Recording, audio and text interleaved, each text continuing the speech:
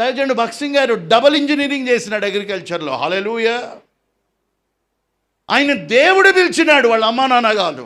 వాళ్ళ అమ్మా నాన్నలు అయితే నువ్వు రహస్యంగా ఒక గదిస్తాము, అక్కడ ప్రార్థన చేసుకొని దేవుడు, నువ్వు నమ్మిన దేవుడు.